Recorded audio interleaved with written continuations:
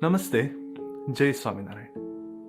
In part 1, we learned that King Janak aspired to discern the real from what is unreal. With a vivid dream for context and a wise guru providing interpretation, Janak learned to understand real and unreal in a way he had not previously known. In the second chapter of the Srimad Bhagavad Gita, Krishna explains to Arjuna this new concept of real.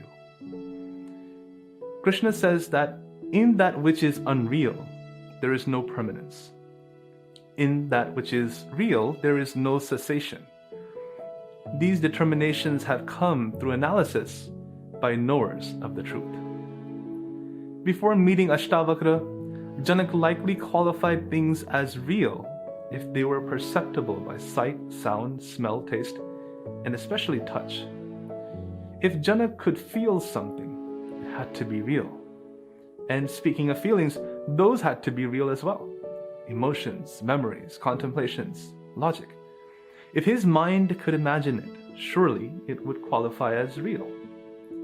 But because he had learned to be mindful, Janak took note of the transient nature of his dream, especially because of how real it felt. It forced him to question the nature of the experiences while he was awake. Janak had been shook from the natural condition for most living beings, which is to seek satisfaction and fulfillment from worldly objects, achievements, and experiences. Ashtavakra reinforced Janak's suspicions about the unreal nature of these perishable objects and transient experiences. Ashtavakra redirected Janak's attention to the unchanging part of himself rather than the ever-changing body and mind. This redirection of Janak's attention is a central part to Janak's growth. In the Vachanamrut, Bhagwans Swaminarayan has commented on the widespread ignorance amongst living beings. Bhagwans Swaminarayan says, "The Jeev, which resides within the body, observes both the beautiful and the unsightly. It witnesses childhood, youth, and old age, as well as a countless number of other things. However, the observer fails to observe its own self. The Jeev looks at objects externally, but it does not look at its own self. Furthermore, just as the Jeev indulges in a countless variety of sights with the eyes, it similarly indulges in and knows the pleasures of the other worldly objects with the ears, skin, tongue, and nose, but it does not indulge in the bliss of its own self, nor does it know its own nature." The term Jeev refers to all living beings that have yet to master vivek. As a condition of its live nature, the Jeev has what is classically referred to as vritti, which we can think of as the Jeev's attention. This vritti or attention emanates from the Jeev's consciousness and extends through the various faculties of the mind and especially through the five senses. This extension is what allows the Jeev's consciousness to gain experience from the material world. Unfortunately, as the Jeev's vritti works through the mind and the senses, the Jeev is apt to lose a sense of self. Through a process of superimposition, the Jeev mistakenly self-identifies as the mind or even the body. The consequence of this lost connection to the Jeev's true identity is attachment and a tragically misguided faith in false objects. And so, thousands of years of spiritual discourse have directed the Jeev to look inward, introspect, and self-identify as the Atma. The Atma is a term used to describe the purest aspect of the self that is conscious. Where it differs from the term Jeev is that the Atma is independent of all forms of ignorance or perishable elements. From the Western perspective, the Atma is most easily understood as the soul.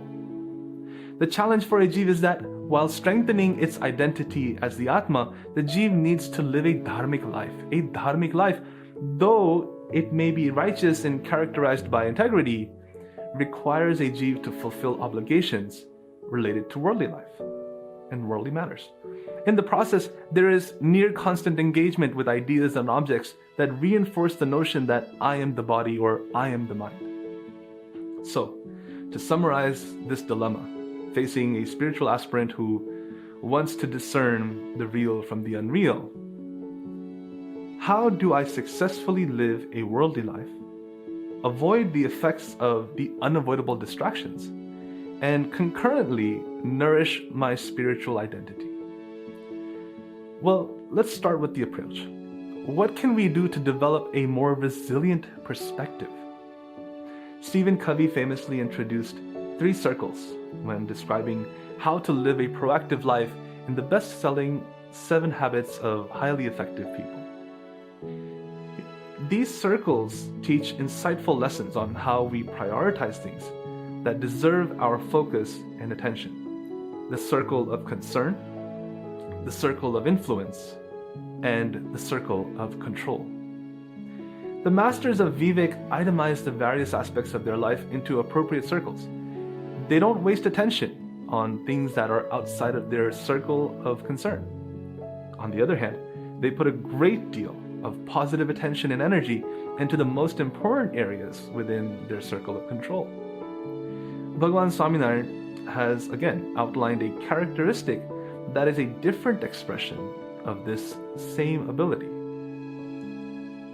He says, a devotee of God who has attained vivek, or the ability to discern the real from the unreal, identifies faults in his or her character and thoughtfully makes an effort to eradicate them. He or she also rejects any apparent flaws perceived in others and imbibes only their virtues. Bhagwan Swaminarayan says that one who has attained vivek, A, identifies personal faults, B, strives to eradicate them, C, ignores the flaws apparent in others, and D, imbibes only their virtues. From this, we can gather an important point. That first, cultivating vivek does not require one to be flawless, but rather to strive towards constantly removing those flaws. And second, cultivating vivek does demand that we not allow those flaws to become effective distractions. Flaws such as pride, jealousy, attachment, etc. So focusing attention into the circle of control and striving to eradicate one's own flaws provides an approach to life that nourishes an aspirant's ability to introspect, meditate, and focus in a way that eventually allows he or she to know real from the unreal, to master vivek. It is the steady march to fulfillment rather than just going with the motion, to what is ultimately disappointment or at best ignorance. It is the demand for objective truth rather than just what feels right. It is what will allow us to function at our optimal level throughout our life, regardless of the circumstances. In the following video, we will talk about the Guru's role in mastering vivek. Namaste, Jai Swami.